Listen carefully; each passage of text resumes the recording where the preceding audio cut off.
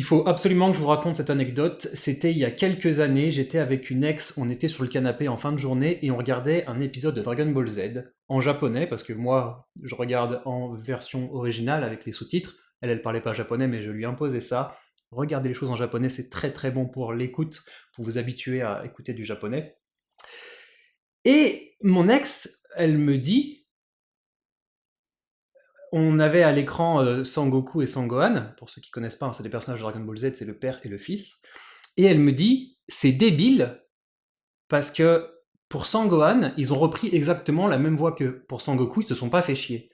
Et là, je l'ai regardé, et je lui ai dit non, c'est absolument pas débile, c'est du génie d'avoir fait ça.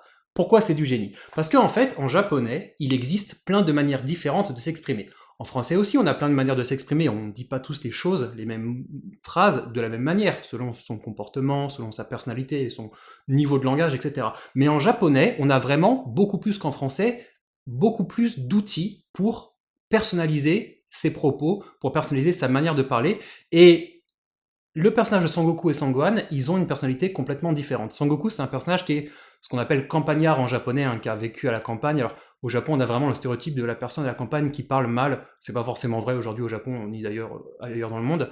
Mais il a vraiment la personnalité du mec qui parle ultra mal, qui parle un mauvais japonais, pas vraiment, pas soutenu du tout, avec des expressions ultra familières. Et à l'inverse, Sangohan, son fils, qui a été très très très bien élevé par sa mère Chichi, il parle extrêmement poliment. Vraiment, il parle très poliment, il s'adresse de manière très polie. C'est un enfant, hein, il s'adresse vraiment de manière extrêmement courtoise.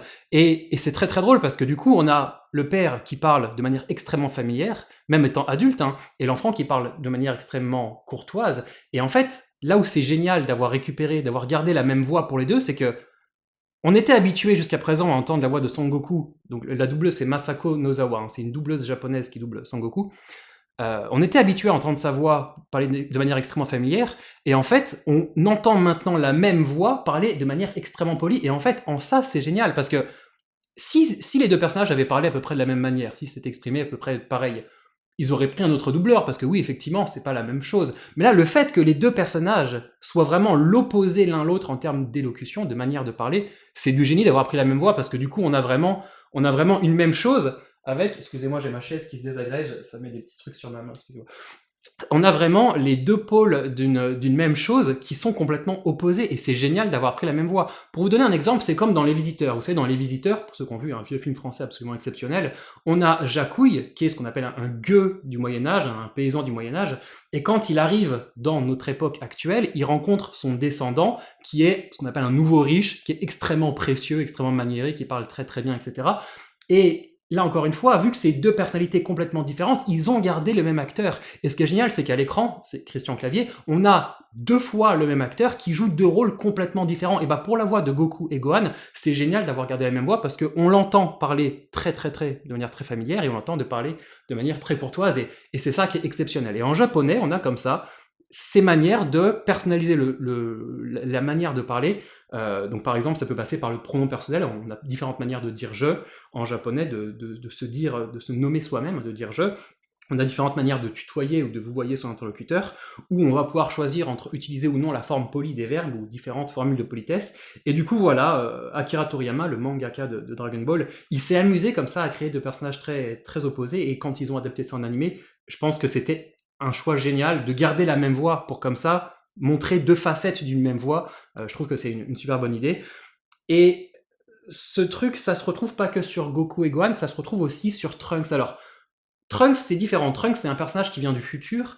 Il vient sauver son futur en revenant dans le présent. Je vous passe un peu les détails.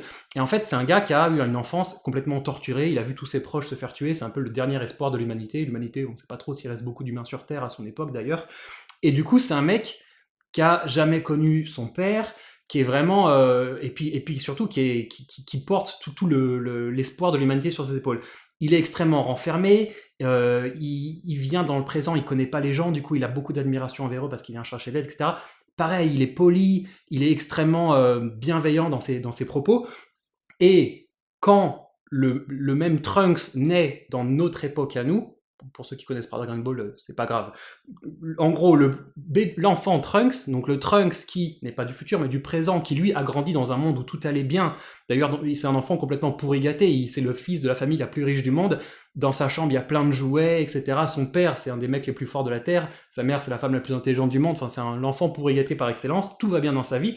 Et ben les deux Trunks, ce qui a été fait, c'est que pareil, ils s'expriment pas du tout de la même manière. Et ça, en français, ça se ressent pas trop. Pareil pour Goku Gohan, en français, on n'a pas ces manières de personnaliser le langage, donc ça se ressent pas trop. Mais en japonais, c'est vraiment pas les mêmes mots, c'est vraiment pas les mêmes manières de parler. Le Trunks du futur, il est très calme, il est renfermé, il est poli. Le Trunks du présent, l'enfant Trunks, il est extrêmement arrogant, il est extrêmement prétentieux. C'est marrant comme il parle. Et en fait, ce qui est génial, c'est que c'est le même personnage, mais on voit encore deux pôles complètement différents d'une même pièce, en fait.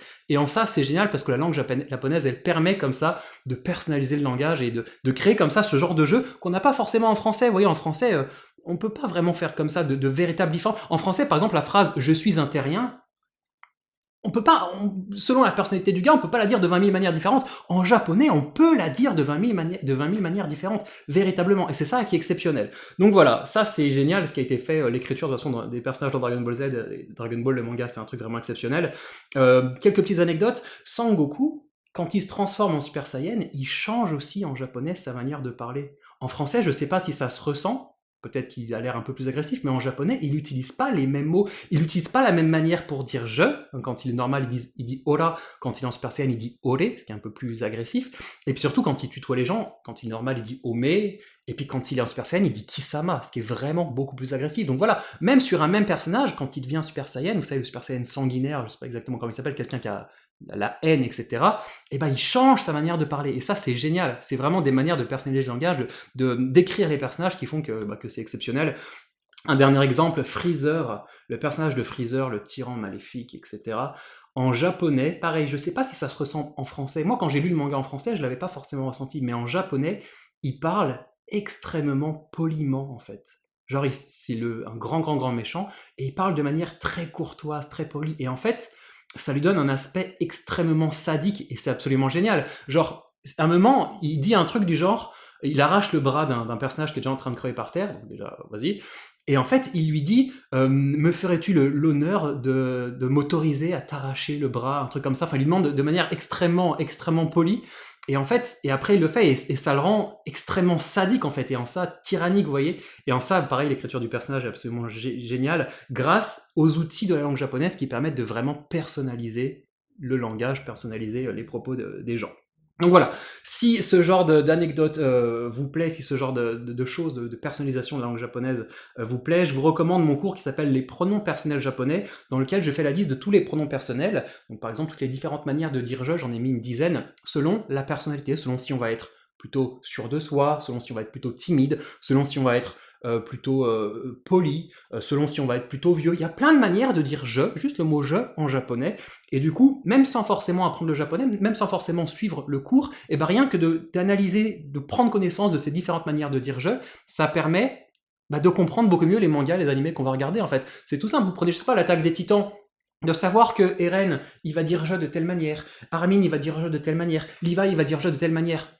C'est des trucs, ça vous donne plein d'infos en fait sur le personnage, c'est très intéressant. Donc voilà, en tout cas, j'espère que cette petite anecdote de japonais vous a plu.